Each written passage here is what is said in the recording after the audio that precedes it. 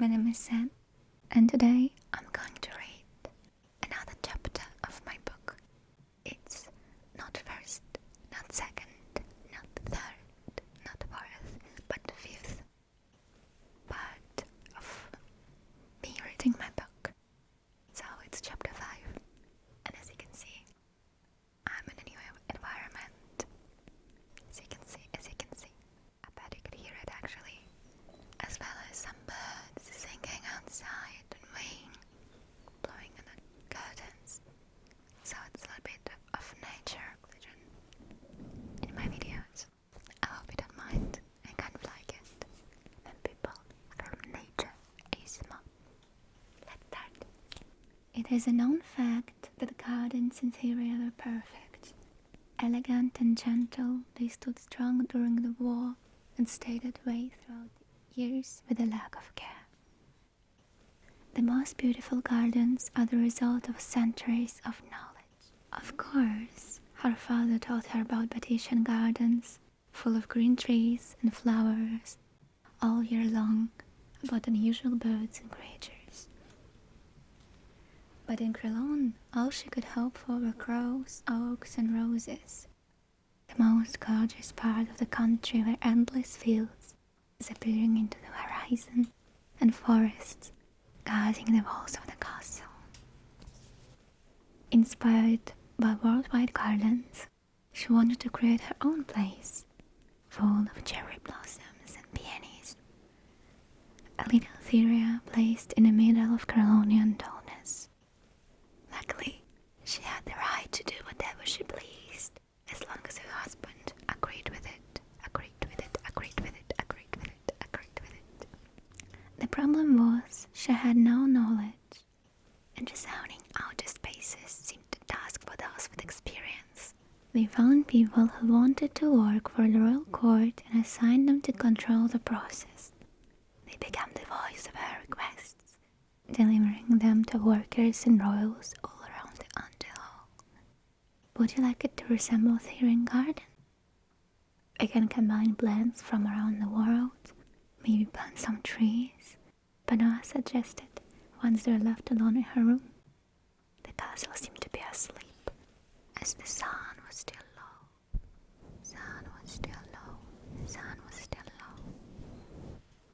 I don't think flowers from Geltra or Batiche will survive here.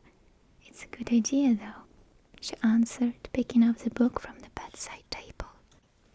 She couldn't think of anything besides gardening, because everything else made her dizzy. Maybe we can have something from Radian or Lorno. Lorno was placed in the northeast of Crelon, downs covered in snow for almost half of the year. Other 6 months were warm, which helped to produce enough harvest to feed people. The kingdom was full of powerful traditions and harsh weather, but the architecture, even in the smallest towns, was exquisite. It made sense to import from there. The temperature was close to the kingdoms.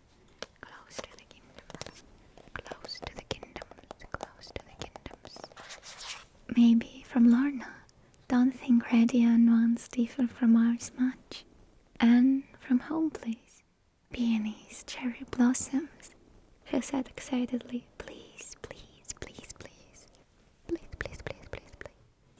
Benoit laughed, watching Alison jump from delight like a child, begging her parents to let her have the last sweets.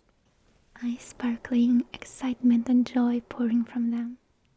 Your Majesty, your word is my command. We'll ask Armand to import some plants from there. He'll probably assign someone else to do that though. Or, she paused,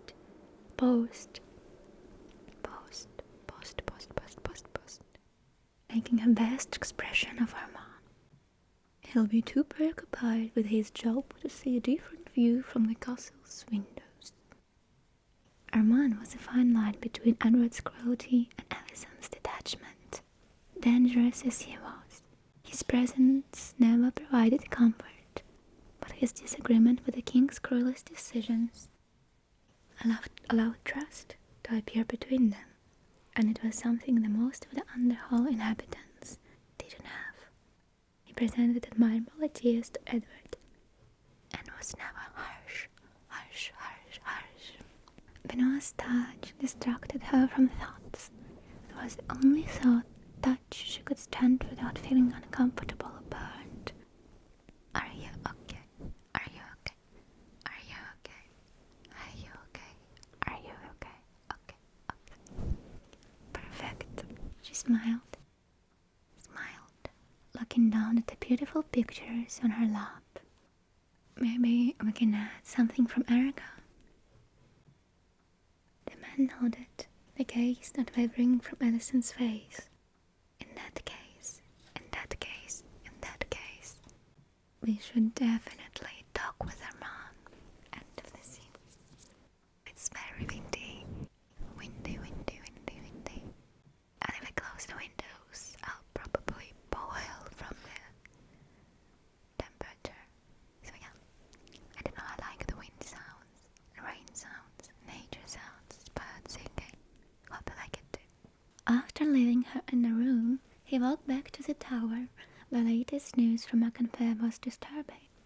The man was found on his doorstep, bones shattered to pieces in both hands, throat slit and eyes staring into nothingness. Warning to thieves from King's Bones. It made him more careful, which is why he went to the tower instead of wandering around before midnight. Back from your duty, Shelley was still busy with papers it replaced on the table. I am, and you? Royals already another feast of the day? He turned around to face the woman. She sighed, smiling. They did. Fully fed and blasted. Some of them needed help to get back to their chambers. What a perfect opportunity, I thought. Nights with busy servants and blacked-out royals. Dangerous in their haze, but harmless to anyone who goes unnoticed. Lovely, Benoit answered. They'll probably be insufferable in the morning. Shelley laughed, and the sound reminded him of the bells ringing. Sunset light caught her deep brown skin, making it look almost ethereal. Ethereal. I don't know, I like this word. He looked up and saw her eyebrow rising. Of course, she noticed he was looking. I wonder, Benoit, where are you from? Etheria. She shrugged, but her expression was careful and neutral. You don't act like a Therian. Well, that's rude. I act like a Therian. My uniform is well and neat. Eyes are full of light and my nose sticks only to my business. You never found out what part of British his father was from. Mother was too cautious to talk about her past and scared he'll be in danger once she'll tell him. That's how this secret grew unbearable to carry. It was easy to pretend he was only Therian, not trying to rub salt in the wound of lost stories and people. In that case, I won't tell you where I am from. Benoit laughed. Shelley was back to counting numbers in her papers. Why do you think I'm interested? Aren't you? It was a tricky question. He knew the country she was from. Her counting numbers out loud in her native language a week ago was enough of a hint. A fella, probably not from the capital, maybe further south. I might be wrong. Eyebrows rose and eyes rounded. Benoit smiled, satisfied with himself. Little town a few hours out of Terrain. You're right. You've been there. No, I didn't. I met lots of people from Fella. Beyond is full of tourists and guests, even during a war. He remembered the streets filled with people from all over the world, but none of them were from Crelone. The kingdom's first carriage arrived less than 2 years ago, changing their lives forever. Alison is Therian too. Well, she is the Princess of Theria, he commented, stating the obvious. He saw the vision of her dancing in a ballroom when they were too young to care about politics. Her dresses were always light, flying around her constantly moving legs. The wind made her black hair messy, but she was happy. eyes glowed from within, blue and perfect sync with the world around. Not anymore. She is the Queen of Krillon now, even though she looks like a marble figurine lately, she muttered under her breath. She does, doesn't she? Beno murmured, shoulders dropping. I thought the problem was in the weather and they spent inside. But people here are not so sick-looking. Sheila nodded, pointing at the sun setting behind the window. We have sun, and even more now, since the day she arrived. But she doesn't eat. Dark circles under her eyes are growing. She is shaking constantly. The woman paused, looking up at him. Maybe it's a good thing. Some maids whisper she'll have a child soon. Possibly, I thought. Marriage gives the kingdom its kings, making the dynasty stronger. A few more weeks and heralds will announce the queen's pregnancy to the public. That is how it will always be. She's trapped in a situation, but I muttered instead. You are in a new situation too, but you look fine. Oh, thank you, milady. I'm flattered. He bowed, trying to think about anything but Ellison. Shella rolled her eyes. Benoit was a natural flirt. It was obvious. He made people feel noticed. He wasn't a servant, he would be a prince, well-educated and smart. Lovely deep brown curls and amber eyes. Good friend to the queen and perfect delight to everyone around. Batish then? She tried to guess. Batish is an enormous country, Shelley. I've never been there. Heard it spreads from mountains in the north to those in the south. And rivers run all over it like strings in the fabric, and from town to town the valley changes itself, he continued. It's a legend and a beautiful description. But it used to be called the land of differences because of its weather and cultures. A traveler could walk from north to south and never find it boring. Split from a valley with mountains and surrounded by loud sea, all the way from the north, east coast, country was well protected from foreign infantry. As a kid, I wanted to cross over the mountains, Shelley said, smiling. Look at the people, live so close, and yet so far away. How have we come so far from home in the inhospitable land of Krillon? Want to travel never left me, she shrugged, the smile disappearing. You could choose Batish or Thira and ended up here? Beno asked, frowning. Little secret of mine. You won't tell me where you are from, and I won't reveal this, she winked. A girl with a secret, how cliché.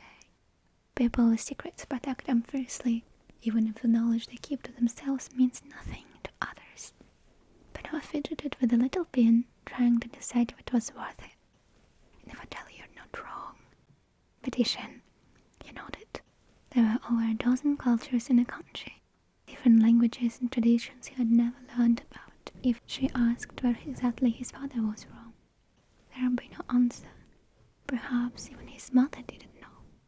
All his life he leaned towards the side he knew something about, learned the language and culture his mother belonged to. Not fully petitioned, my mother was Syrian. Shelley smiled, giving him a hand to shake.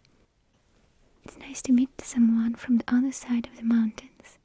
They shook their hands and kept smiling. Maybe Krillon was never the place of their dreams, but they could find something to look forward to, even if it was a little tower in the furthest corner of the castle and of the sea. Breakfast, lunch, dinner. Every day was the same, divided by meals and endless nights. Her life became a rude parody of the one she had at home. And the hall was cold and lifeless, filled with similar dressed people. It annoyed her more than anything else. The red color was everywhere, in the dresses of ladies and jackets of men, in flags and decor. Perhaps if someone will show up with a bloody finger or cloth, she would snap. Sometimes she let herself feel the darkness moving beneath her skin, the coldness erupting from her heart, following down, down, down, down, down, down, down, down, down, down, down,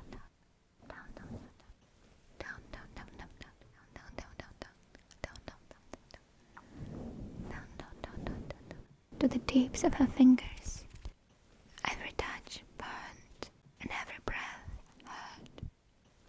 face itched, eyes moved around, the plan already appearing in her mind.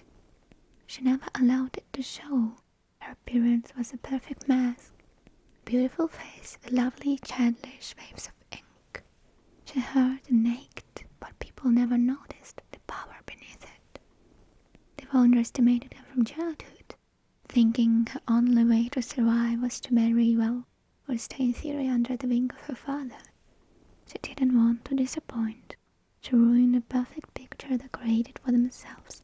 Carefully holding pieces of kindness and gentleness, she let them see. At the age she existed, women meant to be dangerous only when asked to. Nobody asked, so she hid it beneath, smiling broadly after the moment of weakness.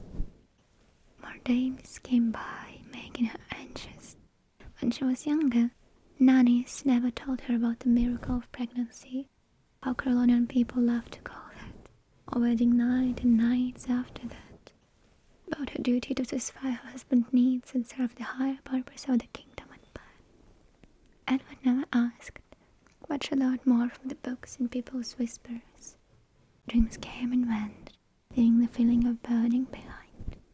When she woke up, her skin ached with hurt, breathing from her lungs too cold for her to exhale. The sun was rising above the horizon, and servants outside started the day. She continued in a haste, illusions crawling around like long lost friends. End of the chapter. It's a small novel.